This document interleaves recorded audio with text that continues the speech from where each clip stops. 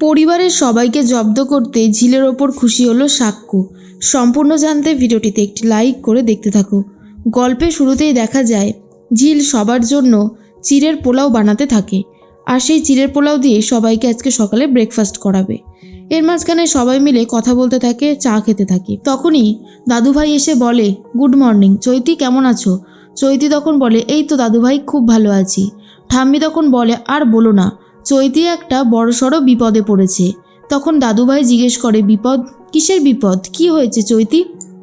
চৈতি বলে, আসলে একটু সমস্যা হয়ে গেছে, বাবার হঠাৎ করে ট্রান্সফার লেটার চলে এসেছে, তো তাই আমি এখানে পুরোপুরি একা হয়ে গেছি। তখনই ঠাম্মি বলে, আমি ওকে বলছি এই বাড়িতে থেকে যাওয়ার জন্য, কিন্তু ও একদমই থাকতে চাইছে না। কি করি বলো তো? তখনই দাদুভাই বলে, না না, তুমি এই বাড়িতেই থাকবে, তুমি এখান থেকে কোথাও যাবে না, কোথাও যাওয়ার দরকার নেই, তুমি এখানেই থাকো না। এর মাঝখানে ঝিল চলে এসেছে খাবার নিয়ে, আর বলে, আজকে সবার জন্য একটু চিড়ের পোলাও বানিয়েছি। রোজ দিন তো তোমরা পাউরুটি, কলা, ডিম এসব খাও, ভাবলাম আজকে একটু অন্যরকম হোক। তখনই সাক্ষ্যর মা বলে, কেন? তুমি কি আমাদের কাছ থেকে অনুমতি নিয়েছিলে আমরা কি খাবো কি খাবো না? তুমি আন্দাজে সমস্ত কিছু আনতে গেলে কেন?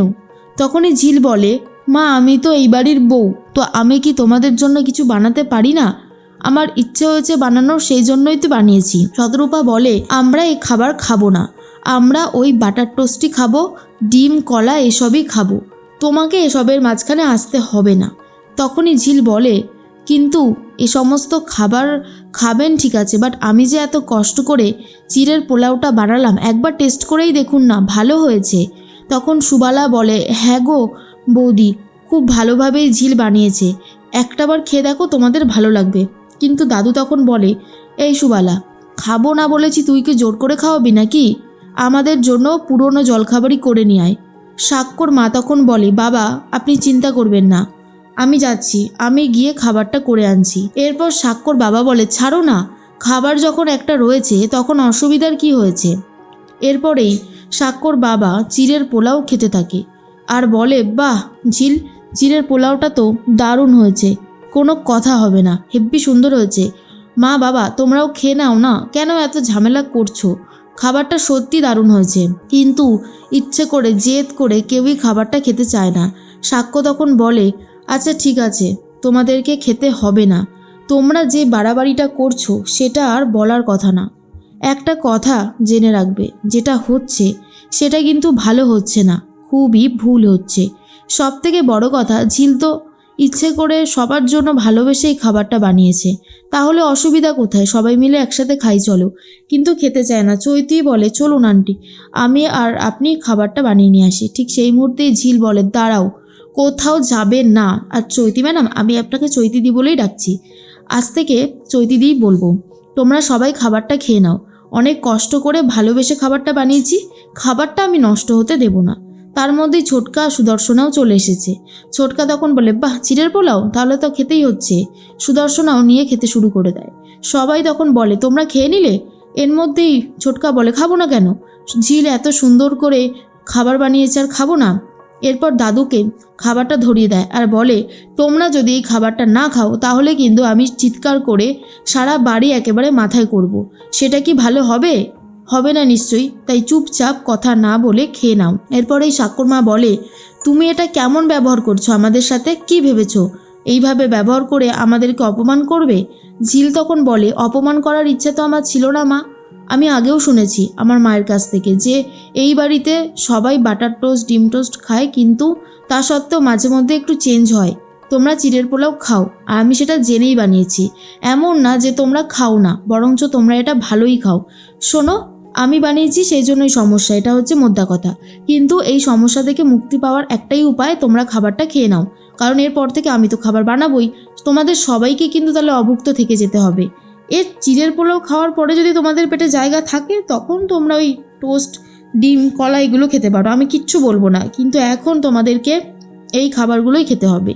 আমি যেমনটা বলছি তেমনটাই করো। তখনই সাক্ষ্যর মা বলে, দেখেছো সাক্ষ্য, কি শুরু করেছে তোমার বউ, কিভাবে আমাদের সাথে কথা বলছে, আমাদেরকে অপমান করছে। তখনই সাক্ষ্য বলে, মা ও তো ঠিকই বলেছে, খাবার ওয়েস্ট করে কী লাভ, খাবারটা যখন করেছে তো খাবারটা খেয়ে নিলেই তো ঝামেলা মিটে যায়। তুমি যে আমাদের কথা কেন শুনছো না সেটাই আমি বুঝে উঠতে পারছি না। চুপচাপ খাবারটা খেয়ে নাও, তাহলে দেখবে ঝামেলা মিটে গেছে।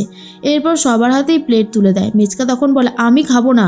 কি আমাকে কি তুমি থ্রেট দিচ্ছ নাকি?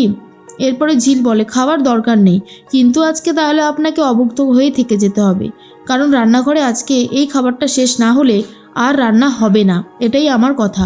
তখনই তিতির, শতরূপা, ভ্রমর সবাই মিলে খেতে শুরু করে দেয়। আর তারপর দেখে মেচকাও খেয়ে নিচ্ছে সোনামুখ করে। ঠিক সেই মুহূর্তেই তখন সাক্ষ্যর বাবা বলে, চালিয়ে যা ঝিল, এটা একদম ঠিক আছে। ঝিল তখন বলে, এই তো সবাই কত সুন্দর খেয়ে নিলেন বলুন তো, আর এই যে চৈতিদি, তুমি কেন খাচ্ছ না? চৈতি তখন বলে, ঝিল, আমার খাবার নিয়ে তোমাকে এত চিন্তা করতে হবে না, তুমি শুধু শুধু এসব নিয়ে চিন্তা করছো। ঝিল তখন বলে, আরে বাবা না না, আমি কেন চিন্তা করব, খাবার তো রয়েছে, খাবারটা খেয়ে নাও দেখি ঝট করে, তাহলে তো আর ঝামেলা থাকে না, তাই না? এরপর চৈতিকেও এক প্লেট চিড়ের পোলাও দিয়ে দেয় আর বলে, নাও খেয়ে নাও। চৈতি রীতিমতো খেতে শুরু করে, আর ঝিল তখন ভাবে এভাবেই সবাইকে জব্দ করতে হবে, না হলে কোনোভাবেই টেকানো যাবে না। এতক্ষণ ধরে বলছে, আর এই যে সবাই বলো, ডাক্তারবাবু বলো তো কেমন হয়েছে খাবারটা। সাক্ষ্য তখন বলে দেয়, খুবই সুন্দর হয়েছে খেতে। এরপর সবাই একটু প্রশংসা করতে থাকে, বিশেষ করে সুদর্শনা, ছোটকা, সাক্ষ্যর বাবা। এরপর বলে, সত্যি খাবারটা কিন্তু সুন্দর হয়েছে, এত সুন্দর চিড়ের পোলাও ছেড়ে তোমরা নাকি সেই পুরনো জলখাবারে আবার ফিরে যাচ্ছিলে। দেখেছো তো ঝিল আমাদের জন্য কত সুন্দর সকাল সকাল একদম পারফেক্ট ব্রেকফাস্ট বানিয়ে দিয়েছে। সাক্ষ্যর মাও আর কিছু বলতে পারে না। তখন ঝিল ভাবে, বেশ হয়েছে, সবাই খাবে না মানে এত কষ্ট করে বানিয়েছি আর খাবার নষ্ট হবে?